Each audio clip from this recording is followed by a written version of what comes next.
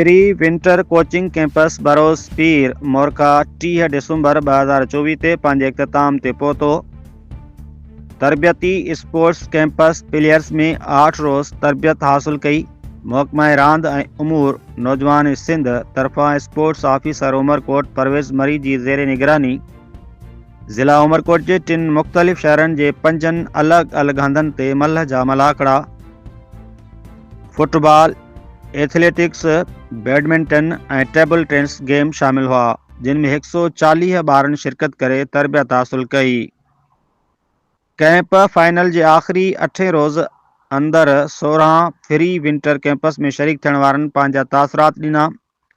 Ceremony में district authority officer Umarkot जनाब परवेज़ मरी जो चवणो हो त इज़त माब विज़न रांदियुनि ऐं नौजवान जनाब काज़ी सरदार मोहम्मद बख्तर साहिब विज़न ऐं सेक्रेटरी रांदियुनि ऐं नौजवान जनरल अब्दुल अज़ीम लाशारी जे हुक्मनि ते पूरी सिंध जे 30 अज़ला में सर्दी मौसम में तारीख़ में पहिरीं दफ़ा तरबियत कैंपूं क़ाइमु कयूं वयूं आहिनि।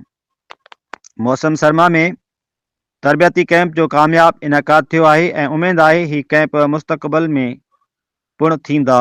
उन कैंप मां न रुॻो रांदीगरनि जो रुझान अॻिते वधंदो पर मैदान आबाद थींदा, जंहिंसां इलाइक़े में ॿार ऐं ॿारड़ा ज़हनी तौर ते अॻिते ईंदा रहंदा। जिस्म ऐं ज़हनी नशोनुमा शुरू थींदी, ख़ुशहाली ईंदी, इलाइक़े में फहिलियल बुरायूं पिणु ख़तमु थींदियूं। Report doctor M Lal Waghani, divisional bureau chief.